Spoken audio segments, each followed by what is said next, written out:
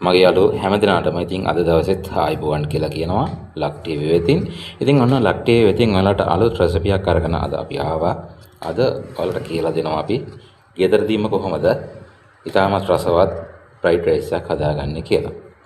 ඉතින් සමහර කඩේට ගිහිල්ලා රයිස් කන්න පුරුදු වෙලා ඇති. ඉතින් අදින් පස්සේ ඔන්න කියලා දෙනවා ස්ටෙප් බයි ස්ටෙප් කොහොමද මේ රයිස් එක අපි ගෙදරදීම ලස්සනට හදාගන්නේ කියලා. ඉතින් එහෙමනම් වීඩියෝ එක මුලින් ඉඳලාම අග වෙනකන් හොඳින් බලාගෙන ඉන්න ඕන. ඉතින් ආදරේ මතක් කරන්න ඕන අපේ channel එකට subscribe කරලා නැත්නම් ඔයාලා subscribe පාරක් දාන්න. යාළුවන්ට බලන්න share කරන්න, like comment කරන්නත් අමතක කරන්න එපා මගේ යාළුවෝ. ඉතින් එහෙමනම් අපි බලමුද අද රයිස් එකට ඕන කරන දේවල් මොනවද කියලා. මම කියන්නම්. ඉස්සෙල්ලාම හාල් අපට අවශ්‍ය වෙනවා. මේ සඳහා කීරි සම්බා, බාස්මති හාල් ඔය දෙකෙන් එකක් අපිට ගන්න පුළුවන්. ඊළඟට අපිට ඕන වෙනවා කැරට්, ඒ වගේම ලීක්ස්, බිත්තර අවශ්‍ය වෙනවා. ලුණු ටිකක්, ගම්මිරිස් ටිකක්, සීනි, බීලුණු ටිකක්, ඒ වගේම තෙල්, ඒ වගේම අපිට ඕන වෙනවා ඉඟුරු, සුදු ලුණු පේස්ට් එක හදාගන්න ඉඟුරු සුදු ලුණු ටිකක්. ඊට පස්සේ අපිට අවශ්‍ය වෙනවා මස් ටිකක්.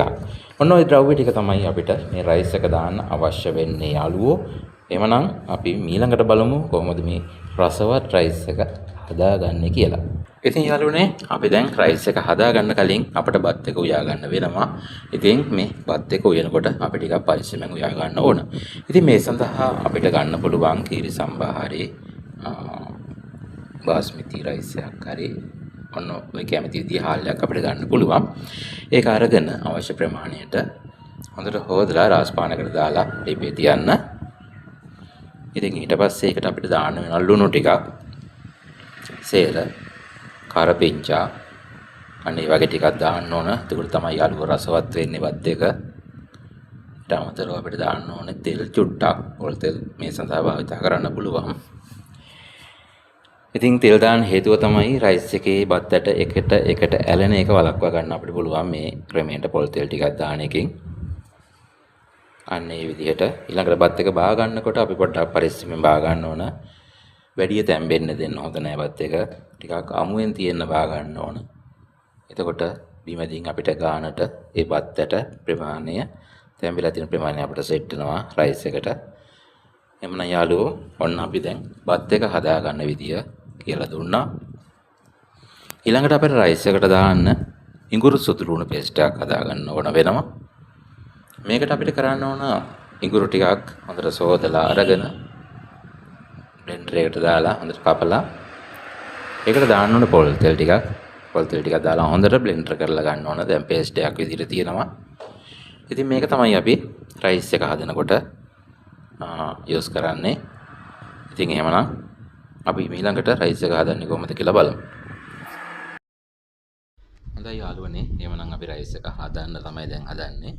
ඉතින් ඒකට කලින් අපේ කැරට් ටිකයි ලීස් ටිකයි අපි හදලා තියාගමු. කැරට් ටික දිගටි හැඩයට අපි සිහින්ව කපා ගන්න ඕන.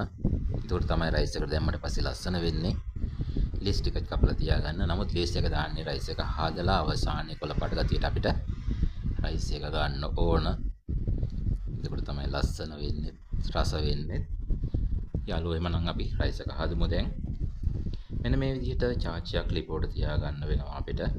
සාමාන්‍යයෙන් චාචිය තමයි අපි රයිස් එක හදන්නේ. ඉතින් ඊට පස්සේ ඒකට තෙල් ටිකක් එකතු කරන්න. තෙල් ටිකක් එකතු කරාට පස්සේ අපි මේකට අපි මුලින් කිව්වා බීලුණු ටිකක් කපලා දාන්න ඕන කියලා. ඉතින් ඒක කරන්න ඕන පාට වෙන තුරු මේකට දාලා බෙද ගන්න. ඒ බෙදලා අවසානයේ අපිට මේ විදිහට බිත්තර ගිරි දෙකක් විතර මේකට එකතු කරන්න පුළුවන්. බිත්තර දෙකක් එකතු කරාට පස්සේ මේක රසවත් වෙනවා. ඒකයි දෙකක් එකතු කරන්නේ. නැත්නම් එකක් එකතු කරන්නත් පුළුවන්. ඉතින් ඊට පස්සේ හොඳට මේ මිශ්‍ර කරන්න ඕන මේ විදිහට. හොඳට කර වෙන්න දෙන්න එපා.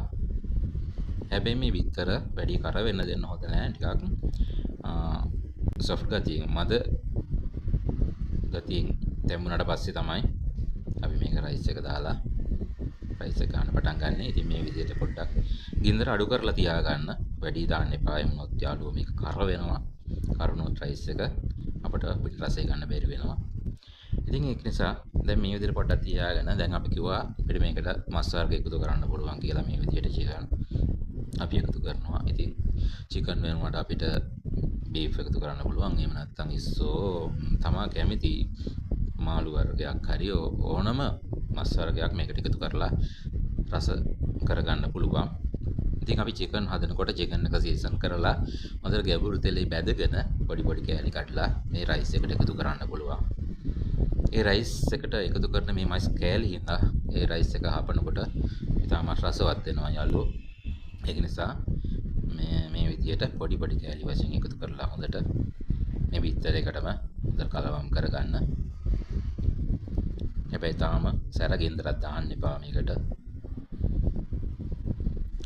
ඊට පස්සේ අපි මේකට එකතු කරනවා ලුණු කුඩු ටිකක්. ඊට පස්සේ හොඳට කලවම් කරගන්නවා. වැඩි ලුණු කුඩු එකතු කරන්නේ නැහැ. පස්සේ අපි රස අණු ලුණු කුඩු එකතු කරගන්න ඕන නිසා.